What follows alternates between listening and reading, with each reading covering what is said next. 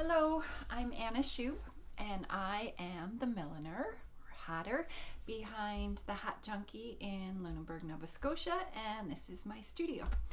I wanted to talk to you a little bit about some of the things that I'm working on. I have been very into felting these days. And the kind of felting that I do is called wet felting.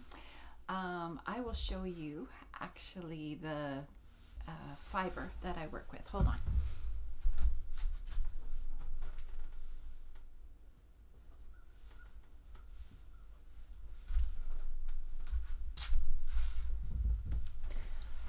Okay, this is merino wool. And it's called roving, so that means that all the fibers are combed in the same direction. And the way that I make the felt is I'm laying out the fibers and then using soap and water and the friction of my hands to create the fabric. So it is a very time-consuming, labor-intensive process. It takes a lot of elbow grease and lots of rolling and repetitive motion, so there's only so much I can do, but I do love it. And I have recently created this headband, and I've got 3 made so far. Unlike my polar fleece headbands, which I can really do production, I can do 2 of these in a day, and it's quite a lot of work, but I wanted to show them to you because I'm so excited, because I have been wanting to do a felt headband for quite some time, but I couldn't figure out how to get the qualities that my fleece headbands have, namely that they're stretchy so that they can fit a lot of different head sizes. But this one does sort of fit the bill. Let me show you what I mean. So here is the headband worn this way. You're gonna have to excuse my crazy hair. I thought I'd wait for a good hair day in order to film this, but I realized I don't have them. That's why I make hats.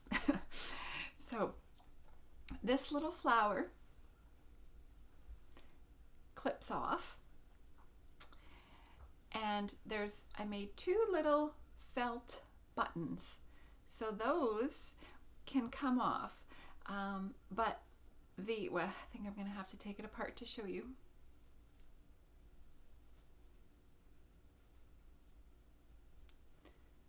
So there's 2 little embroidered buttonholes and these 2 little felt balls which act as buttons, and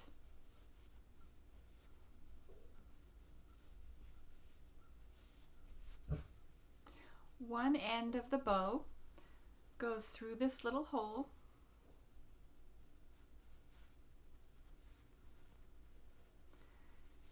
and that's what creates the bow.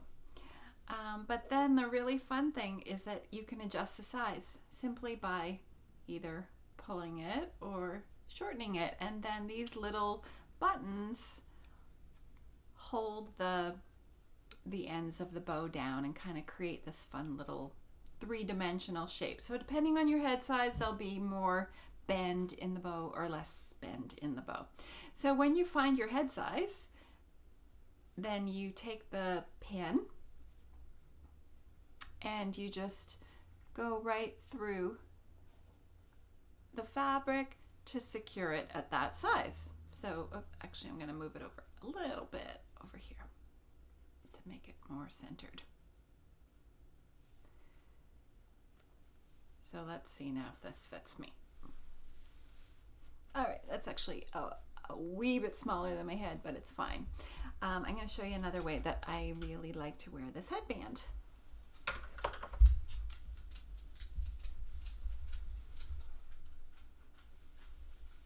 Just like that. So it keeps your ears really nice and warm because the fabric goes right against your ears. So I find wool felt superior to the polar fleece. Sorry, I know everybody loves polar fleece and I make it, and I understand its wonderful qualities, but wool is warmer, especially felted wool. So that is how you'd wear it that way. And then if you want to wear it as a scarf, you can do that as well. Actually, I'll show you with a different one. So here's another one I made. It's kind of white with pink on the inside, and then all these pretty little fibers that I locked in, and there's my little flower.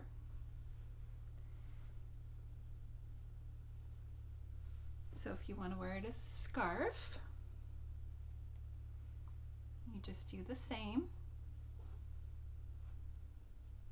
It's actually still a little bit wet, so it's not moving quite as easily as it would. So there you go. You could wear it as a scarf. You could take the pin and pin it where you like, or just let it hang loose. So it's quite versatile and fun and adjustable for the size.